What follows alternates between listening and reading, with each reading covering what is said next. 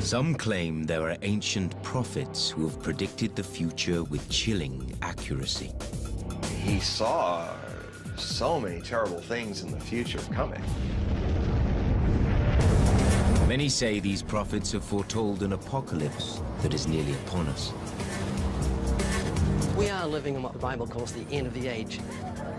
We're coming to the peak on so many things. There's going to be some type of doomsday event.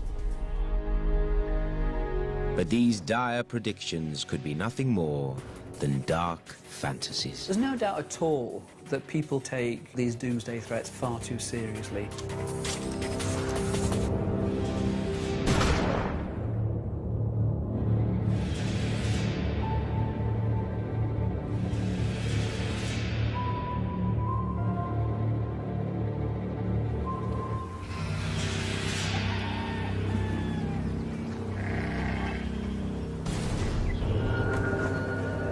Go through the kitchen and get your weapons.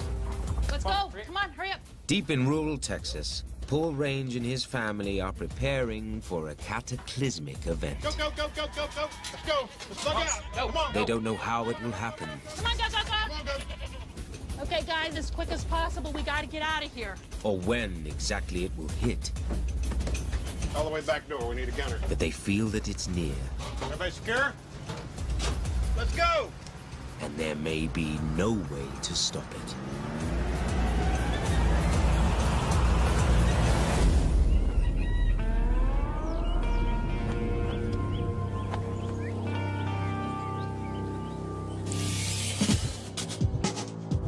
There are so many events, and we're coming to the peak on so many things. There's going to be some type of doomsday event. A lot of people think something is fixing to happen, and it's fixing to happen fast. We've got a house of cards. At any time, one of those cards could fail, and everything's going to topple. I think that you ought to have a plan to save yourself. This family are getting ready for what they believe will be the darkest time in human history. But they are not the only ones who sense doom and damnation on the horizon.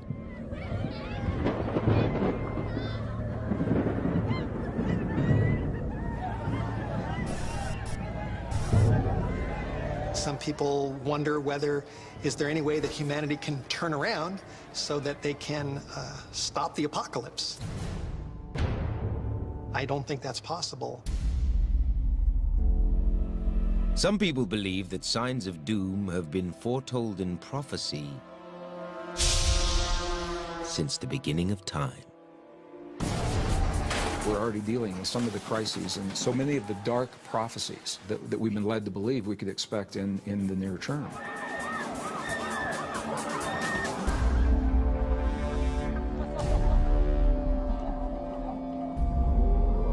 One of the most famed prophets of doom is a 16th century French astrologer by the name of Michel de Nostradame, known as Nostradamus. When we hear the word prophet, one of the first names that comes to many people is the prophet Nostradamus, who has gained tremendous popularity and visibility in our time, perhaps even more than he had in his own day.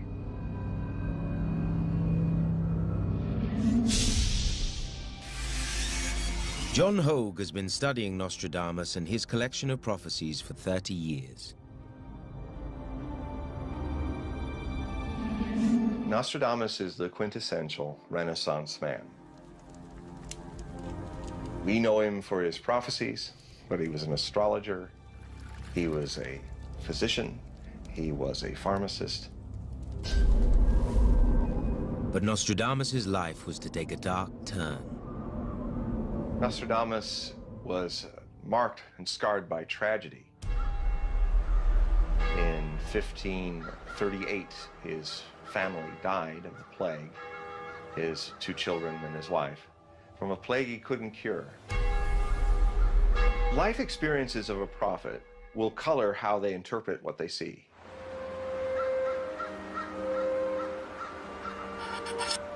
I think the death of his family did to him what has been done to a lot of people who follow a mystical path. It shattered their dreams, their illusions about life. They have an existential crisis. I think that this actually gave birth, out of tragedy, of his prophetic gifts. After the death of his family, Nostradamus begins writing his famous prophecies. Nostradamus planned to write a history of the future in 10 volumes called Centuries. He wrote his prophecies in terms of symbols and analogy in very mysterious phrasing called quatrains. What Nostradamus did was channel spirits. He would go up into a secret study, and then he would mount a bowl of boiling waters. Perhaps some narcotic herbs were also added. He came into the ecstatic trance state. And he described what he saw as shadowy images of the future. It was almost like he came into a continuum where the whole future, past, present, and future, was there before him. Nostradamus is probably the most pessimistic prophet I've ever encountered. He saw so many terrible things in the future coming. Believers say he predicted events far into the future, including the rise of one of the worst villains in all human history. A captain of Greater Germany will come to deliver a false help. King of kings to support Hungary. His war will cause great shedding of blood. This is about Hitler.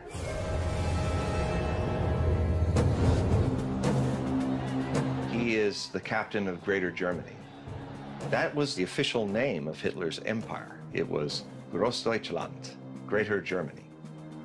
He was a king of kings. He made himself out to be a messiah of the Aryan race. Hitler in this prophecy is described as Hister. He shows up 5 times in the prophecies as this Hister. But there are other ways one can interpret the term Hister. The word Hister was actually Latin for the lower Danube River, and it's quite clear from the context of the quatrain that that is what is being referred to. It's not referring to a person at all, it's referring to a geographical area.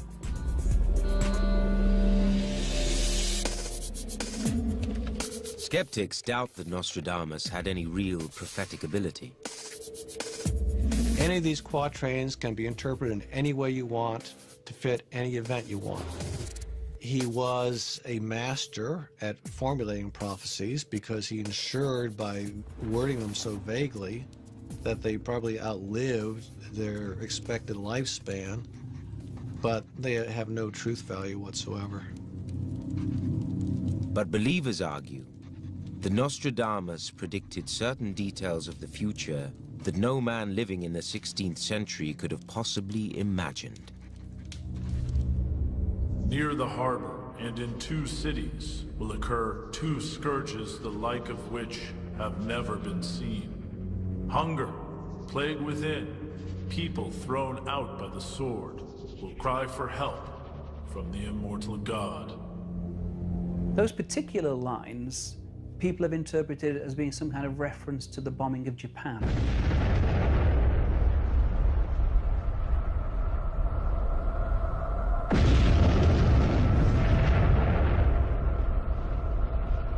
There will occur 2 scourges, the like of which have never been seen. It could mean these 2 harbors were bombed by a new kind of weapon never before seen.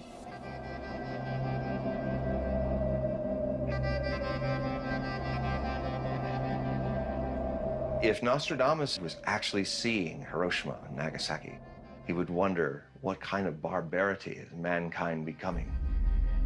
But skeptics argue that linking this quatrain to Hiroshima is tenuous at best. When you actually look at the next line, it makes clear references to famine within plague. The only way that you can come up with that interpretation is by cherry-picking the lines that seem to fit the interpretation you want to give it and ignoring the other lines that don't fit.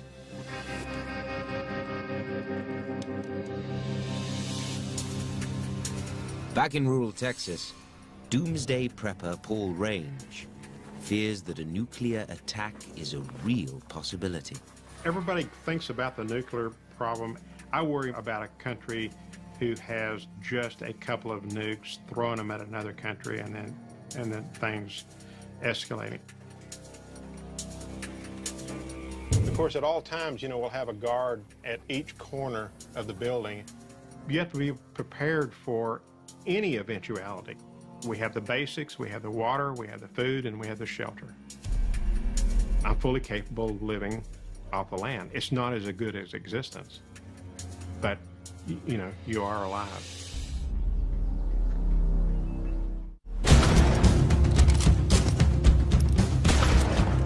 Paul Range and his family are part of a growing number of people who call themselves Doomsday Preppers. The term Doomsday Prepper connotates people like us who have an incredible amount of food stored up and are prepared to use it and defend our families. To the point where you're ready for everything, including a doomsday. Some Doomsday Preppers believe certain cataclysmic events have already been foretold by prophets like Nostradamus. Nostradamus did some incredible predictions that actually came true. Many Nostradamus believers claim that he predicted one of the darkest days of the 21st century. The sky will burn at 45 degrees. Fire approaches the great new city. Immediately, a huge scattered flame leaps up when they want to have proof of the Normans. This quatrain became the terrorist attack on New York City on September 11, 2001.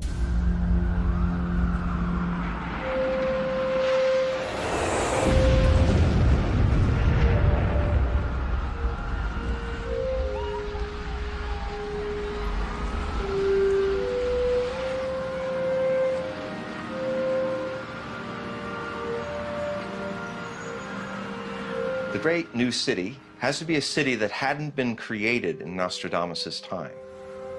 A new, great new city with half the name in it, New York. From 45 degrees comes the fire, a huge scattered flame. And if you look at the North Tower, look closely to the imprint of the jet. It is at 45 degrees.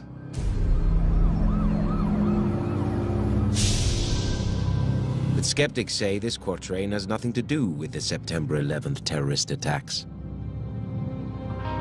People who are now looking for prophecies that supposedly apply to the 21st century fail to understand that would not have been his concern. What was the biggest existential threat to the people of Europe at the time? The Ottoman Empire, which right before Nostradamus was writing this book, had acquired large sections of what we call the Balkans nowadays. Where would 45 degrees latitude be? It would be in the area of the northern Balkans. I think more likely he was talking about some attack by the Ottoman Turks on an area in the Balkans. There's no reason to interpret that as referring to New York City, in other words. But believers claim that other prophecies support this interpretation of the 9/11 attacks. In another quatrain, Nostradamus describes an evil being called Marbus, whose death will trigger great upheaval around the world. Marbus will soon die, and there will come a dreadful destruction of people and animals. Suddenly, vengeance will appear, 100 hands, thirst and hunger, when the comet passes. Nostradamus believers say Marbus was the code name for the third and final Antichrist. Nostradamus is unique in prophetic traditions. He's the only one I've ever uncovered that doesn't see one Antichrist, but three. The first, Napoleon Bonaparte. The second Antichrist, Hitler. The third Antichrist is codenamed Mabus, M-A-B-U-S. There are ways that Mabus can be decoded. Hogue believes that one contemporary candidate for Mabus could be Osama bin Laden. Nostradamus spoke Arabic, so he would pronounce in Latin letters the correct spelling. Usama, U-S-A-M-A. He uses anagrams, word plays. So Usama becomes M-A-A-U-S. Redundant A, replaced by the missing B, Mabus. But some think Hogue's wordplay is open to criticism. What people will do if they can't fit the wording somehow into an event that they think that Nostradamus predicted, they scramble the words around, so somehow if you look at it in the mirror, or you hold it up backwards, or you put the first letter last, somehow you get something that supposedly fits some event. It's all just hogwash. Lindsay says every one of Nostradamus's quatrains fails one important test. Not one has been used successfully to predict an event in advance. What happens is that after an event has happened, whether the event happened in the 1800s or 1900s or in 2001, is that people will look back at a quatrain and say, oh, this is what he meant. So it's retroactive prediction, if you will, or retrodiction. The verses are so vague that they are all open to multiple interpretations. People can only make the verses fit the historical events by picking the bits that fit and ignoring the bits that don't. There's a lot in the life of Nostradamus, but the idea that he actually had some kind of prophetic ability, I really don't think that is supported by the evidence. I would say Nostradamus was a prophet, but he was a false prophet. Warning. You've reached On the Box with Ray Comfort and are now in a biblical truth zone. Evangelist Ray Comfort believes Nostradamus had a secret source for his predictions. He plagiarized, and it's obvious he plagiarized from the Bible. Some of Nostradamus's prophecies do seem to come true, and that's because they were derived directly from the Bible. So Nostradamus gains credibility from people who don't know what the Bible actually says. Every week, Ray Comfort takes to the airwaves to speak about what he believes to be the only true prophecy. Today we're going to look at the subject of prophecy. One of my favorite prophecies is a true prophet is what we see manifest in the Old Testament. Samuel and Isaiah and Jeremiah, they were prophets of God. They were 100% correct in their prophecies. Here is the actual Bible verse. There'll be false teachers among you. The Bible makes it very clear that certain things will come to pass. And they aren't like the prophecies of Nostradamus. They're not nebulous. They're extremely specific. You certainly see a fulfillment of that prophecy. So if we want to know what happens in the future, we don't need to look to prophets. All we need to do is open the pages of Holy Scripture. Open the Bible at Matthew 24, Luke 21, 2 Timothy chapter 3, and you can learn what tomorrow's newspaper is going to say. Each year, millions die from the plague of cancer. There are many interpretations of the Bible, and some believe it predicts a dark future. The Bible does say in the latter times there will be perilous times. There'll be a lot of violence and wars and rumors of wars and famines and earthquakes. And the Bible calls them birth pains. Ray Comfort says that the Bible is telling us that the end times are happening now. What's another sign of the end of the times Jesus spoke of in Matthew 24, verse 7? He said, and there shall be earthquakes in different places. According to Ray Comfort's interpretation of the Bible, a great battle is coming between good and evil. Read the book of Revelation, it makes the hair stand up on the back of your neck. It's so scary. That's when we see the Battle of Armageddon. The Bible speaks of pillars of smoke. It speaks of men melting under the heat, the fervent heat from this battle. It says that it'll be 7 months in burying the dead. Ray Comfort is part of a group of Christians who believe in end times prophecies. The world was bad back then, the world is bad right now. A flood was coming back then, and there's an end of the world coming around the corner. Like Ray Comfort, Pastor Steve Wahlberg sees signs of the end times all around him. I'm a student of prophecy. I look at the news and I look at the book, and I can see them fitting together very clearly. There's bad news in the world, and the bad news from the Bible is that the signs are going to increase. I personally believe that it is very possible that we are the last generation in the history of this world. These end times preachers are not the only ones who see prophetic messages in the Bible. But while they read the Bible text literally, Glad that you were here today. Praise the Lord. others study it, like cryptographers. Encrypted within the Torah text itself is a code which seems to show a certain pattern that could only be put there by a master intelligence. Throughout history, there have been certain religious scholars who have tried to find codes in the Torah.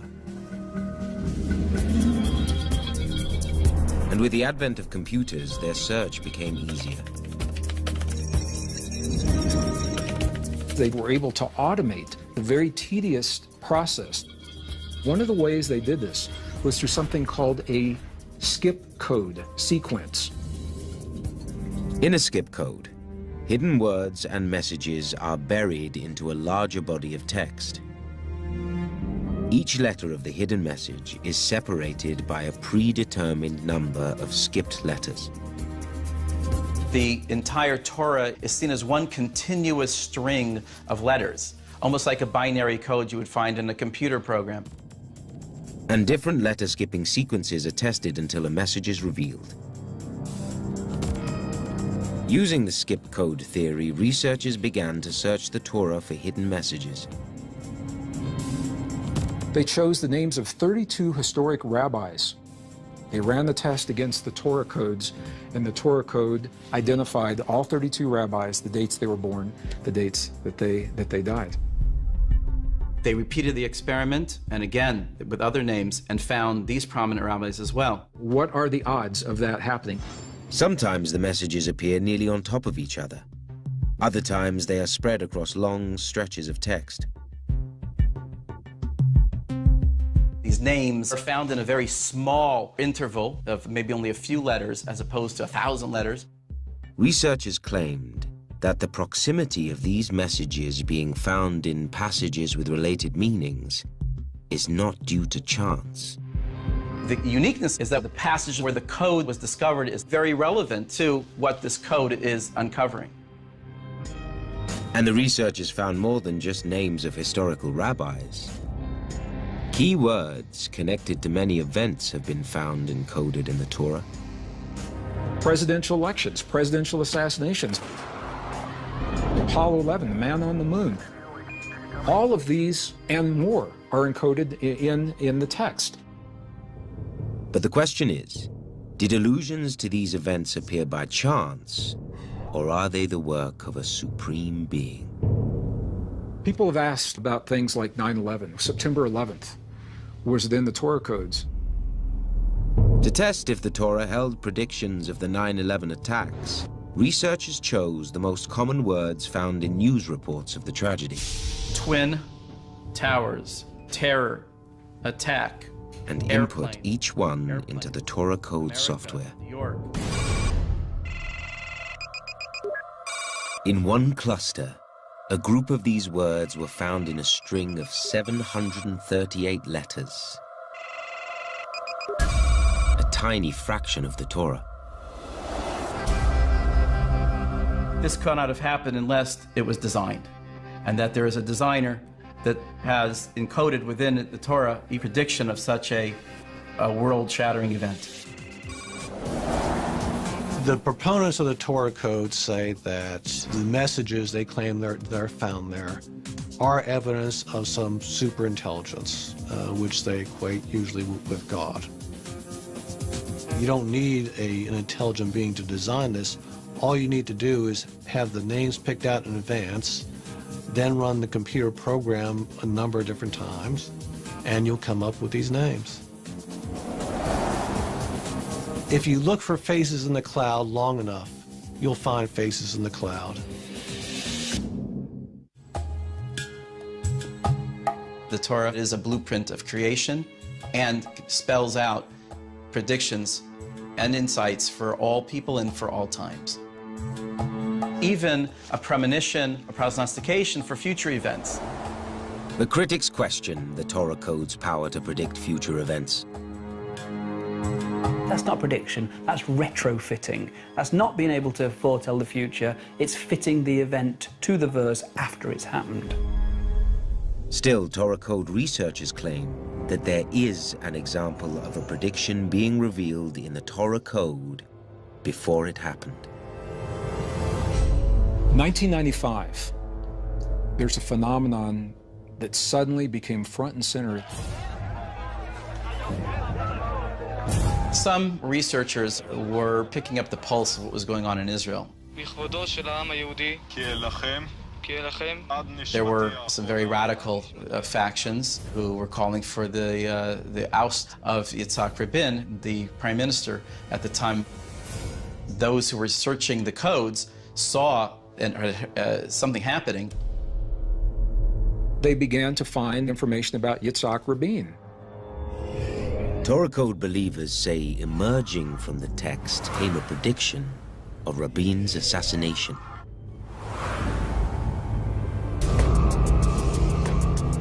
In fact, they actually warned Yitzhak Rabin. They say their warning was ignored.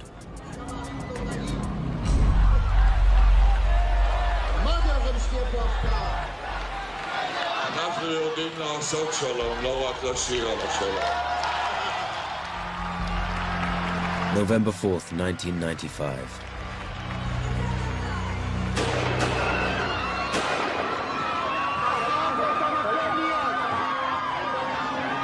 Israeli Prime Minister Rabin is murdered in cold blood by Yigal Amir.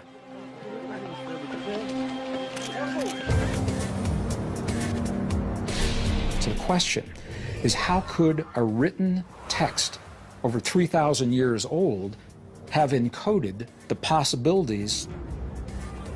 While the Torah code's ability to predict Rabin's assassination may seem impressive to believers, skeptics say it is nothing more than random chance and opportunism. Using the same methods that the proponents of the Torah code have put forward, you could come up with similar results in any book of a similar length. A number of scientists have done a similar sort of methodology on other works of literature, especially Moby Dick, and they've come up with a whole set of meaningful terms. Lindsay reasons that these seemingly meaningful terms are just random occurrences in a realm of infinite possibilities, a product of chance, not divine design. Doesn't seem to me that there's really any good argument for saying the Torah code reveals God's messages. When you talk about coded warnings and coded messages, whether they were really intentional codes or is just something that somebody's found trying to find a deeper meaning in what's there, I don't know how to answer that question. Even if they don't know all the answers, the preppers believe there is something to these predictions of doom. There are a lot of diverse people that are pretty worried. Whether it's a religious aspect or whether it's just a gut feeling, there are people that have an understanding of the future. Whatever is coming, Paul Range and his family are ready for the worst. And we're prepared because we have our own food.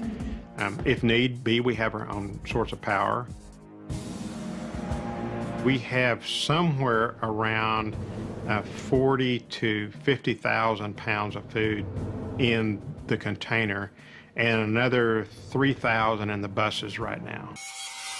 We have dried sweet potatoes here. We have pastas and rices, chicken soup, lima beans, red beans. Here is bacon that I canned.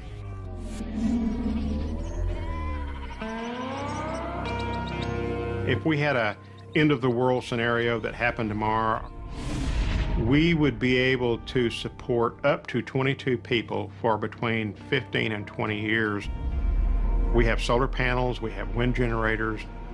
With a flick of the switch, we could be off the grid in just a few moments. There's a lot of predictions out there. It's always good to be prepared.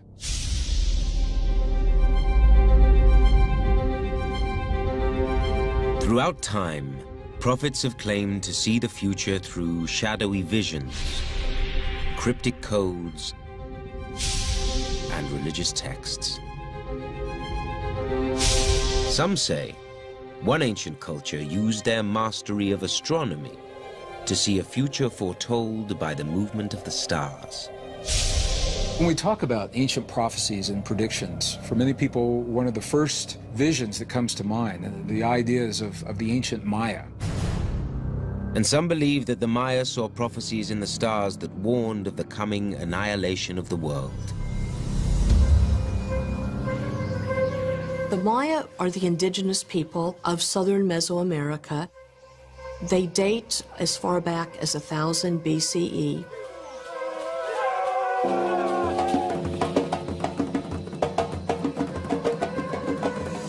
For thousands of years, the Maya prospered as one of the greatest civilizations of its time. At its peak in the first millennia, the Maya lived across most of Central America and what is now southern Mexico. The legacy of the Maya is really remarkable. They had a very complex, sophisticated, and multi-layered way to understand the world. Researchers found that the Maya had a highly advanced understanding of astronomy and mathematics. The Maya gave us profound insights into our relationship with the universe, cycles of time, astronomy. They looked to the sky for many things. They practiced what is called naked eye astronomy without telescopes and charts and computer programs. The Maya were using their sight really, really acutely.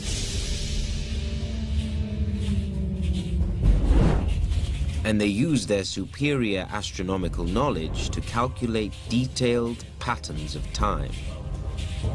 Many people consider the Maya calendar to be the most accurate of the ancient world.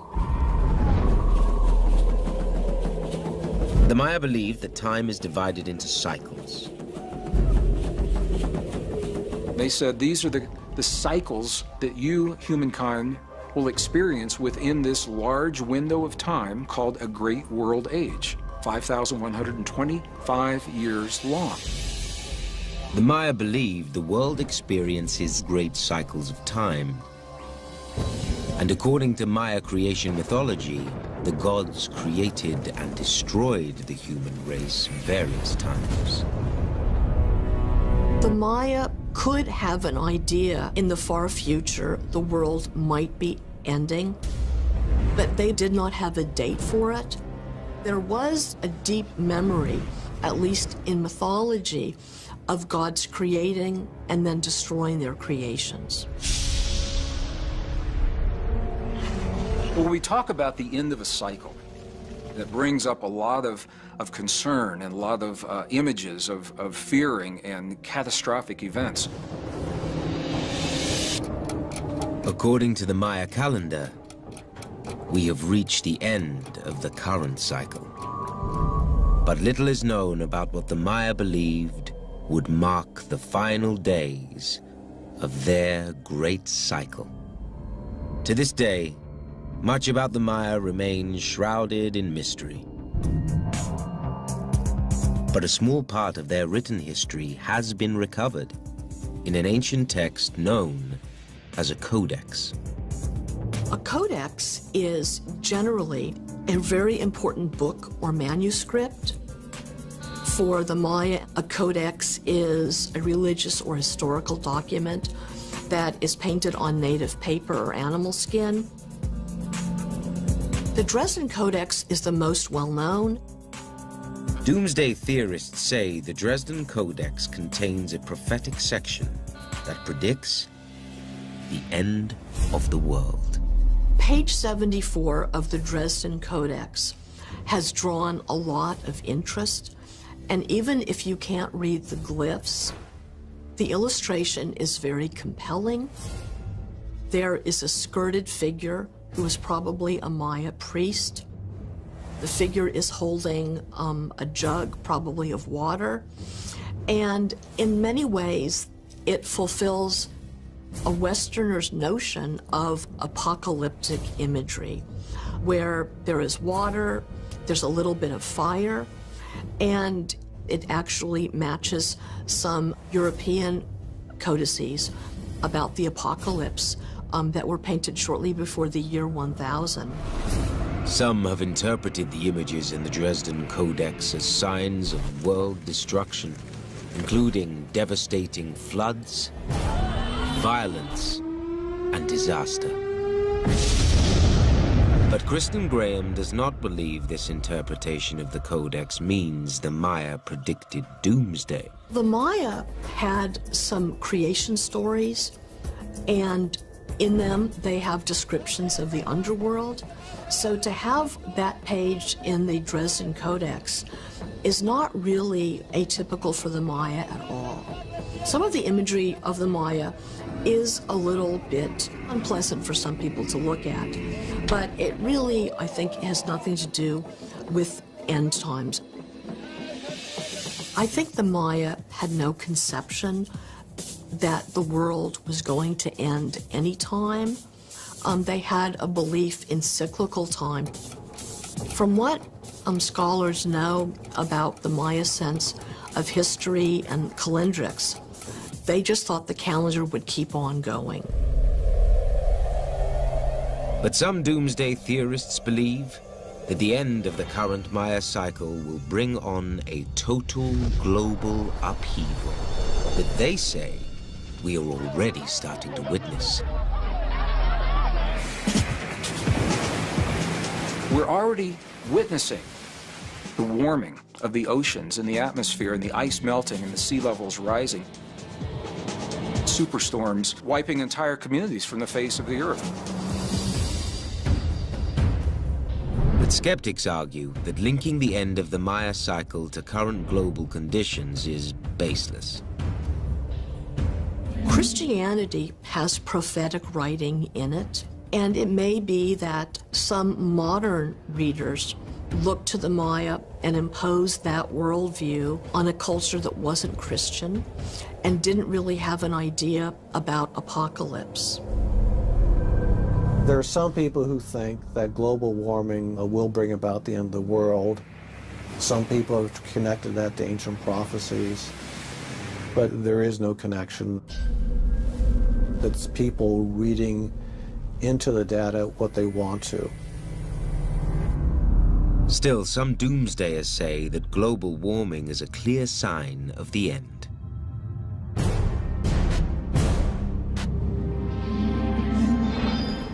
We are living in what the Bible calls the end of the age. Just the change of the climate and the planet and the wars and the tsunamis and earthquakes and floods and all these different plagues that are coming on the earth. There are all kinds of things like great earthquakes happening in various places, famines, pestilences, diseases, tsunamis. We can look at the newspaper and we can look at the Bible and we can recognize that what Jesus predicted 2,000 years ago, these things are happening right in front of us. In Revelation chapter 11, verse 18, the Bible predicts that at some point God will destroy those who destroy the earth.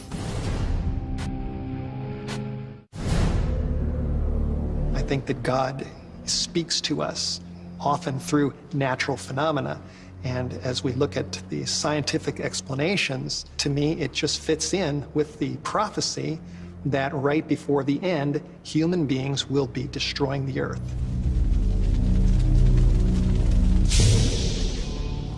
Nostradamus believers say he too saw climate change as a sign of the end. Because of heat like that of the sun upon the sea, the fish around Negroponte will become half-cooked. The local people will eat them when in Rhodes and Genoa there is a lack of food. One possible interpretation of this quatrain is that it's about a global warming event. There are certainly many prophecies that talk about fish boiled hectic from the fire in the sky, and others dealing with great droughts across the grain belts of the northern hemisphere. It's described very clearly in Nostradamus' prophecies: global warming, rising oceans, population problems, global famine. Doomsdayers say they see predictions of global warming from prophets throughout history. And they all point to this time in history. They point to the time of the climate change.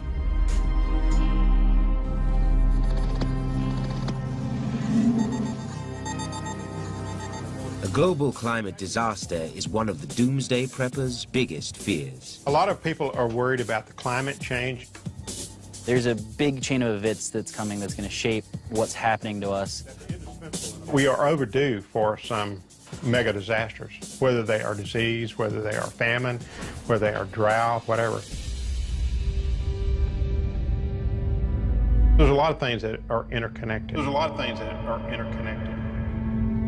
And I don't think it's going to be any one thing. I think it's going to be a series of things. For us, it doesn't really matter what the event is. We're going to be prepared.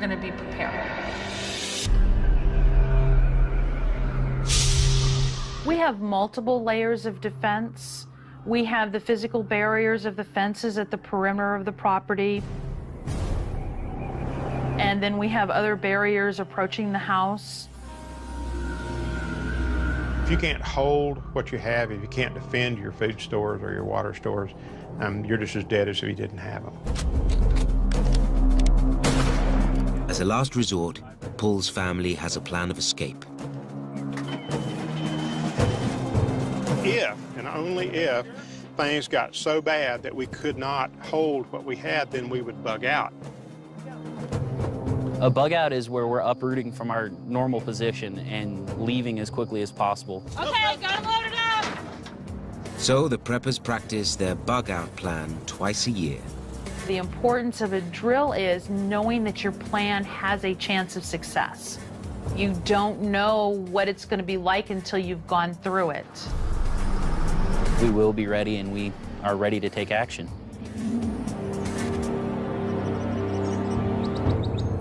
But there are many who think that Paul Range and his family are preparing for a disaster that is unlikely to ever occur. There's no doubt at all that people can take lots of these doomsday threats far too seriously.